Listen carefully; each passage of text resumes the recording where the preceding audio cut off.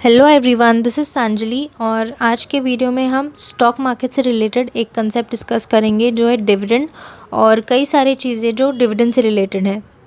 जब company profits earn करती है तो वो उसे दो तरीक़ों से यूज़ कर सकती है। सबसे पहला है प्रॉफिट्स को कंपनी एक्सपेंशन के लिए री इन्वेस्ट करना। तो यूजुअली जो न्यू कंपनीज़ होती है वो इस मेथड को यूज़ करती है and the second method is dividend distribution. Basically companies अपने शेयर होल्डर्स के साथ जो प्रॉफिट का पार्ट शेयर करती है उसी को हम डिविडेंड कहते हैं। और वही कंपनी सबसे ज़्यादा डिविडेंड देती है जो ह्यूज प्रॉफिट अर्न करती है, क्योंकि जो ग्रोइंग कंपनीज़ है वो ज़्यादा करके अपने प्रॉफिट्स को इनिशियली री इन्वेस्ट करती है। अब हम देखते हैं कि डिविडेंड्स कितने टाइप के होते हैं। सबसे पहला टाइप है प्रपोज डिविडेंड। ये एक ऐसा टाइप का डिविडेंड है जो कंपनी के बोर्ड ऑफ डायरेक्टर्स ने प्रपोज किया है कि शेयर होल्डर्स को एक XYZ अमाउंट का डिविडेंड देना चाहिए। तो नेक्स्ट टाइप है फाइनल डिविडेंड, जो कंपनी के एनुअल जनरल मीटिंग में डिक्लेयर किया जाता है और ये डिविडेंड कंपनी के पूरे साल का प्रॉफिट कैलकुलेट करने के बाद डिसाइड किया जाता है। लास्ट टाइप है इंटरिम डिविडेंड और ये डिविडेंड कंपनी के एनुअल जनरल मीटिंग और फाइनेंशियल स्टेटमेंट्स के पहले डिसाइड किया गया डिविडेंड है। Basically this dividend is given out before completing the financial year.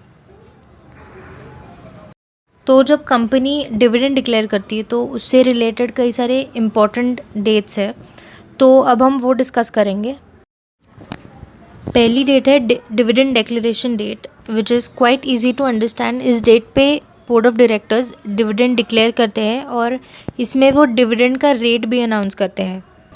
For example, अगर बोर्ड ऑफ डायरेक्टर्स ने 26 सितंबर 2021 को डिक्लेयर किया कि वो कंपनी XYZ अमाउंट का डिविडेंड पे आउट करेगी, तो हम बोल सकते हैं कि 26 September is the dividend declaration date. Now next is record date. Record date वो डेट होती है जिस डेट पे कंपनी के रिकॉर्ड्स में एज अ शेयर होल्डर जिनका भी नाम रहेगा उन्हें डिविडेंड दिया जाएगा। फॉर एग्ज़ाम्पल, अगर कंपनी ने 30 सितंबर रिकॉर्ड डेट अनाउंस किया है तो 30 सितंबर पे जिनका नाम एज अ शेयर होल्डर रहेगा उनको डिविडेंड दिया जाएगा। तो इट इज़ इम्पॉर्टेंट कि आपका नाम as a share holder record date के दिन कंपनी के लिस्ट में रहेगा in order to get the dividend. The next date is ex dividend date. ex dividend date वो डेट होती है जो कंपनी ने अनाउंस की है उस डेट से पहले हमें शेयर्स बाय करने पड़ेंगे अगर हमें उस कंपनी का डिविडेंड चाहिए हो। तो अभी जैसे हमने देखा कि अगर 30 सितंबर रिकॉर्ड डेट है तो एक्स डिविडेंड डेट होगी 29 सितंबर।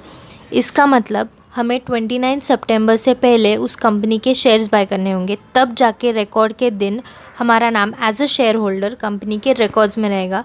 क्योंकि जब हम किसी भी कंपनी का शेयर बाय करते हैं तब उसका सेटलमेंट T+2 में होता है।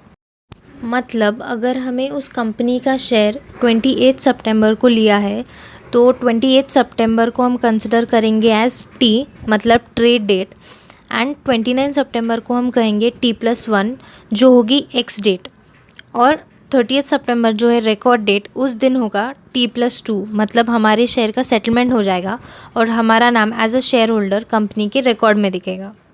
आई hope you have understood T+2 settlement.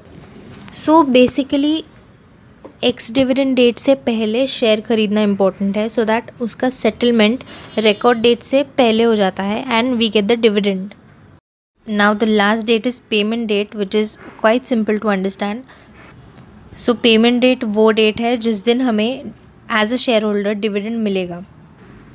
जो डिविडेंड है वो डायरेक्टली हमारे बैंक अकाउंट में जो हमारे डीमैट अकाउंट के साथ लिंक्ड है उसमें डिपॉजिट हो जाएगा।